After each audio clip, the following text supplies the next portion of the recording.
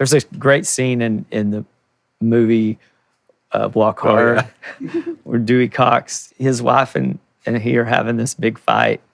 And he says, And okay, all right, that's fine, I get it. You're innocent and I'm guilty. Guilty as charged. Guilty as charged. and she goes, don't you dare write a song right now, Dewey. And that's exactly how my husband feels, because he'll be talking and I'll glaze over and he'll be like, are you writing a song? This is our life.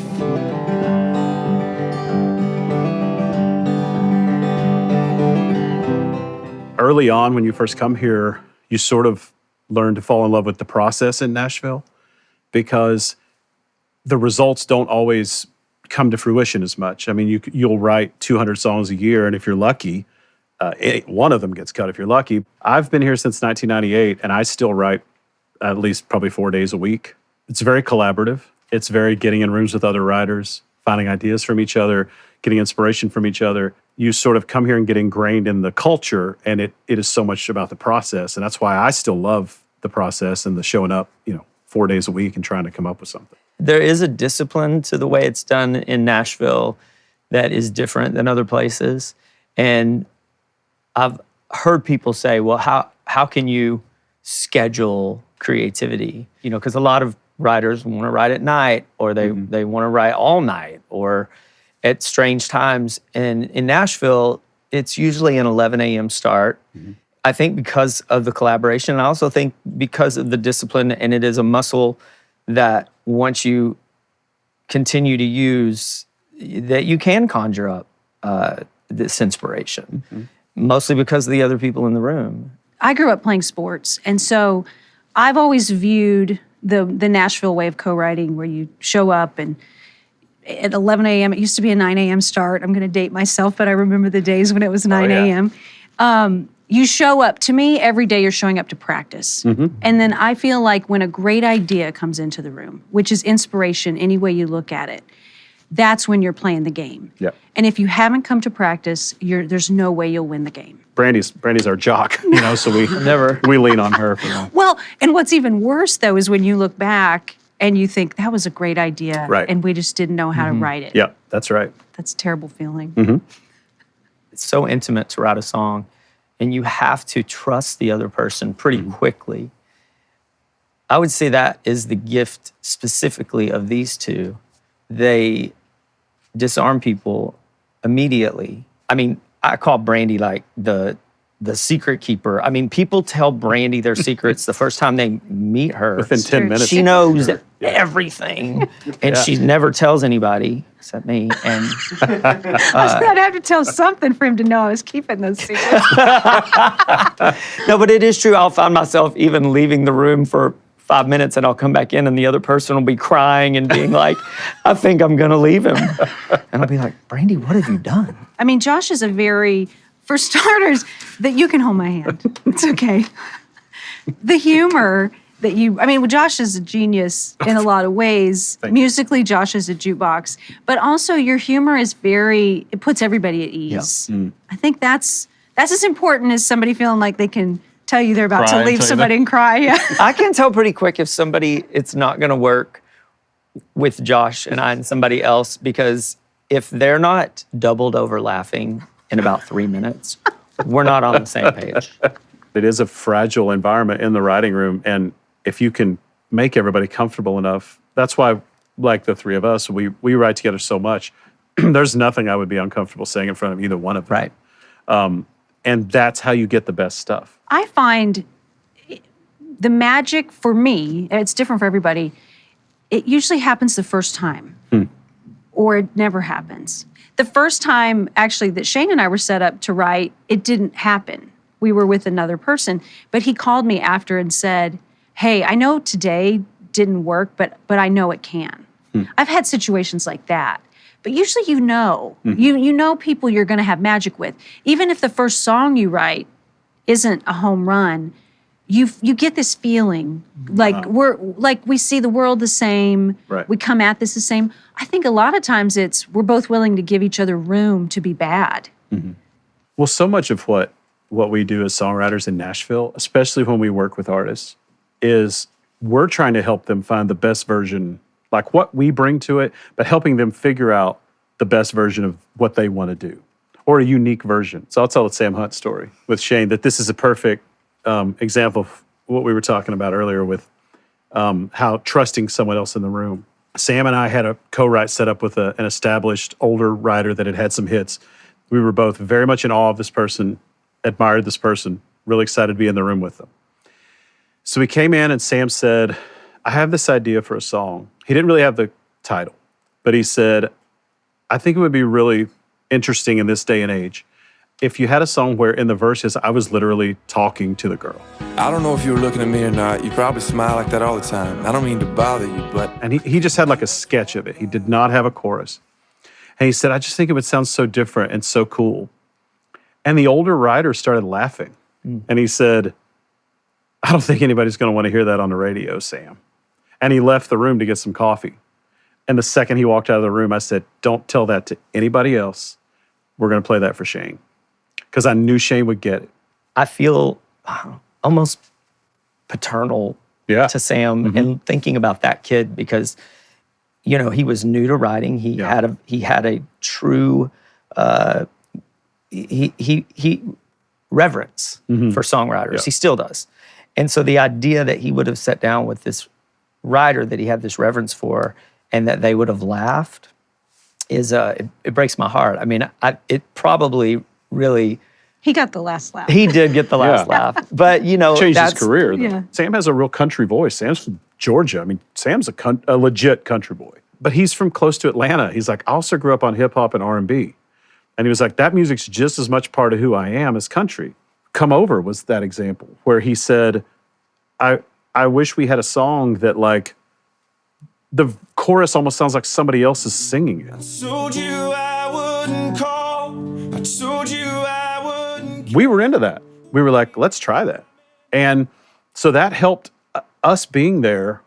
And it's why we still work with Sam now. Like, he hopefully feels like he can be creative with us. He can open up to us and throw things out there, and we're not going to laugh at him. And we're not going to leave the room and be like, yeah, I don't know about that, Sam. You know, like, sometimes too, so much of co-writing is trust. And you have to trust the instincts of this other person. The day she got divorced. It's hard for me to finish something by myself now because I'm not writing it for myself. Honestly, there are two people that I almost just don't trust myself enough to not find out what they would do with it. And it's the two of them. And I just, if I have an idea, something I really believe in, I just know they're going to make it better. Brandy and I wrote a song with Mark D. Sanders called The Day She Got Divorced. And I was telling them a story, a very specific story about the day that my mother, in a very nonchalant way when I was 12 years old, was dressed up. And I said, what are you so dressed up for? And she said, oh, I'm getting a divorce today. And the whole first verse was about this woman going through making the coffee and letting the dishes sit in the sink. It was just like every other day, which was the point of the song. But what happened was that verse was what happened to my mom, and we needed a lot of other story. And so, guess what? Randy's mom had gotten a divorce too. And so that is an example of something that I conceptually could have, I guess, written that song by myself, but it wouldn't have taken the left turn that the second verse takes because I would never have thought of that. I don't know how some of these artists, like I'll use Jason Isbell as an example, write by themselves everything. Because it gets really lonely and it gets very, I get really in my head about it and we'll criticize. One thing I'd started to do is a friend of ours, Matt Ramsey, who's a great songwriter, he writes by himself, and he and I were talking about it, and he told me he pretends that these guys are in the room with him so that he can raise the bar and think, what would this person say?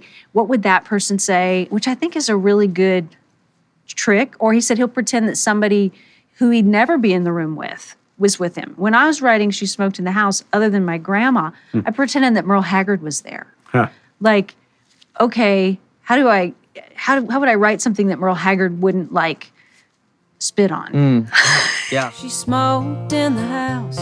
She'd laugh and crush one out. When you have a really good idea, you want to share it with somebody. There's a high when you go into a room with someone and go, I have this idea. And then you say it and that person lights up. There's a magic in that. Maybe you could try a little kindness instead of hurting me. When Brandy and I had written with that third person that it didn't work out, she had said an idea that was so good and the other person didn't respond. And that was the main reason I called Brandy after, because I didn't want her to go write it with anybody else. Right. And it was the whole chorus to Cry Oh, yes. that Reba ended up recording. And it was all laid out and, I'm not gonna cry, not one single drop, because once I get started, I may never stop. And that had this simplicity that I was not capable of. I would have messed that up. And I just thought, that is so, I cannot believe I have never heard that. And that was the first song that we finished together. Yeah. But I'm not gonna cry. There's a song. I think Ricky Van Shelton was the first artist to record it, I think, but maybe somebody before him. Harlan Howard wrote it. I can't remember who he wrote it with. But Life Turned Her That Way is the song. And it's talking about this woman who, for lack of a better word, is kind of a barfly. And that's a terrible way to describe her. She's a little down on love and down on her luck. But the bridge is to me one of the greatest lyrics of all time. She's been walked on and stepped on so many times, and I hate to admit it, but the last footprint's mine. Yeah, great line. Whew, that one, it gives me chills to say it. Yeah. I grew up in a little coal mine town in eastern Kentucky, and the Bob McDill line in Song of the South, where he said, somebody told us Wall Street fell, but we were so poor that we couldn't tell. That line always resonated It's a with me. great one. My line is from Same Old Lang Syne by Dan Fogelberg. God, that's another good one. And, it's about two old lovers who run into each other at a grocery store on Christmas Eve. And he says, I said the years have been a friend to her and that her eyes were still as blue. And in those eyes, I didn't know if I saw doubt or gratitude.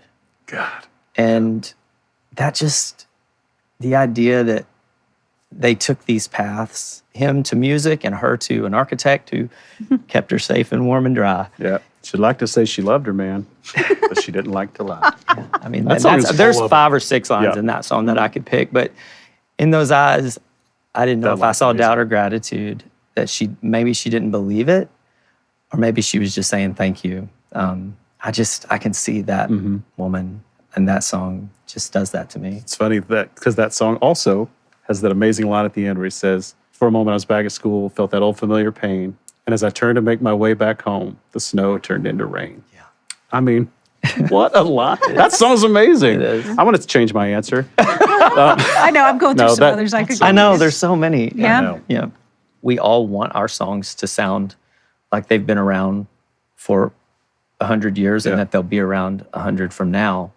But you also have to acknowledge that the world is different than it was. Things about like, it's so hard now to talk about the phone because that was such a big part of storytelling before, hanging up the phone, Right. waiting by the phone. That is such a part of the romanticizing of heartbreak or of new love. Right. And now we carry them around everywhere. Literally, Josh and I were working on a song yesterday, and the reality of the girl leaving the bar was that she would call an Uber. Right. And we were just like, we just can't put the word Can't put the word in the Uber song. in there. Like It pained me to think about trying to put a Right. word in there that rhymed with goober. it's funny because we all grew up in small towns on country music, but I think there's like, I want to try to write songs that move me the way songs I heard moved me. But like Shane said, we are also living in a modern world. So these things are also in our vernacular, they're in our phrases, they're in our everyday life. It's hard to understand like how to walk that line between the two. How do you do that? Because you do that to me better than anybody. When I think about Hold My Hand when I think about Get High. Smoke so sweet fills the air. These songs have such a Timeless. classic, but they're timeless. Yeah. And there aren't those references that take you out of it. You're right. I think it's about getting to the heart of the matter. I think the phone, I think texting, I think apartments versus houses, it's all furniture. I think the foundation is, you mentioned Hold My Hand. That song's about insecurity. It's about, I really want you in this moment to reach out and hold my hand. Get High. It's about someone who's escaping their life. Those are universal themes. So I don't think it really matters what The dress. what the dressing is. I mean, y'all have one of those in Merry-Go-Round. Mary, Mary, quack and Sherry, we get bored, so we get married. That's, it's like Time Marches On. That's what that song always makes me think of. Both of those songs to me are timeless. Just like